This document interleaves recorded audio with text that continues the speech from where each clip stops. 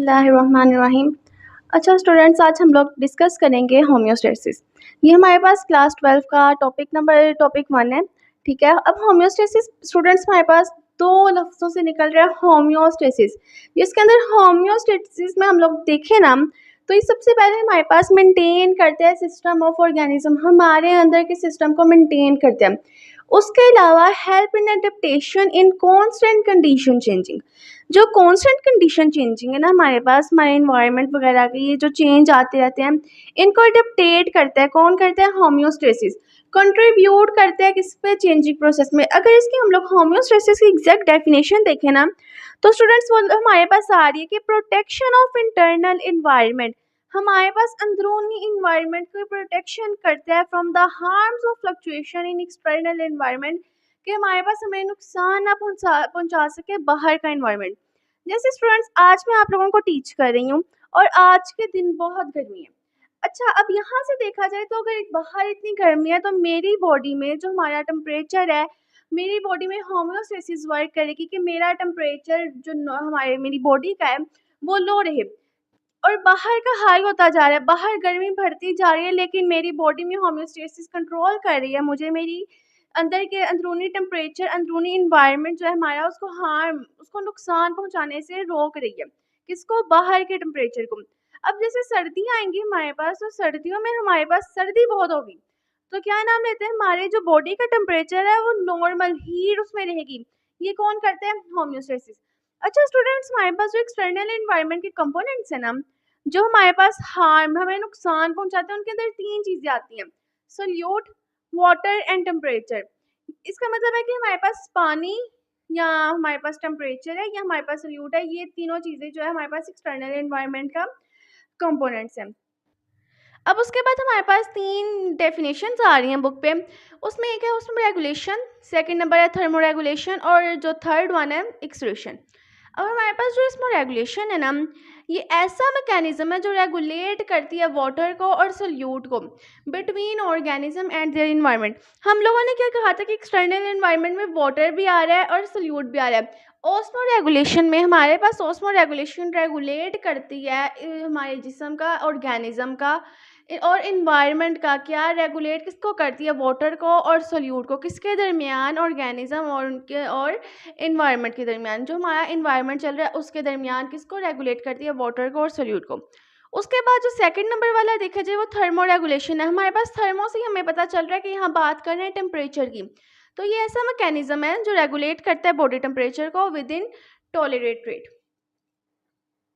ठीक है, with in tolerate rate. ये ऐसा मैकेनिज्म है जो हमारे पास क्या नाम लेते हैं, टेम्परेचर को रेगुलेट करता है किसमें? टॉलरेट रेट में।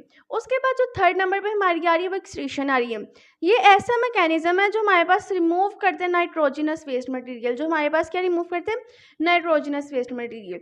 कि जैसे हमारे पास अगर हमारे अंदर वाटर बहुत ज़्यादा हो गया, पानी की मकदार बहुत ज़्यादा होगी, तो इसने कैसे एक्सक्रीट करना है, किस तरह से इसे हमारी बॉडी के अंदर से उसे रिमूव करना है। पानी के अलावा क्या नाम लेते हैं, अगर हमारे पास सॉल्ट्स बहुत हैं तो उसने उसको कैसे देखना है। उसके बाद हमारे पास जो देखा जाए ना, तो एक टर्म आ रही है स्टूडेंट्स। अब वो टर्म क्या है? अब वो कह रहे हैं कि जो होम्योस्टेसिस है ना, ये रेगुलेट होती कंट्रोल सिस्टम से। मतलब हमारी बॉडी को होम्योस्टेसिस कंट्रोल करिए। अब बच्चे, होम्योस्टेसिस को कौन कर रहे हैं ये भी तो हम देखेंगे ना। तो उसको कौन कर रहा है? Control system. अब हमारे पास जो कंट्रोल सिस्टम है ना स्टूडेंट्स, वो 2 किस्म के, एक है फिजिकल कंट्रोल सिस्टम और दूसरा है लिविंग कंट्रोल सिस्टम। अच्छा स्टूडेंट्स, फिजिकल कंट्रोल सिस्टम क्या है? जो नॉन लिविंग का कंट्रोल सिस्टम है। और लिविंग कौन सा है? जो हमारे ह्यूमंस में, हमारे मैमल्स में देखा जाएगा। ठीक है, या लिविंग ऑर्गेनिजम्स में तमाम जानदार जो ज़िंदगी रखते हैं, जो जिंदा है, वो है जो मतलब जानदार है।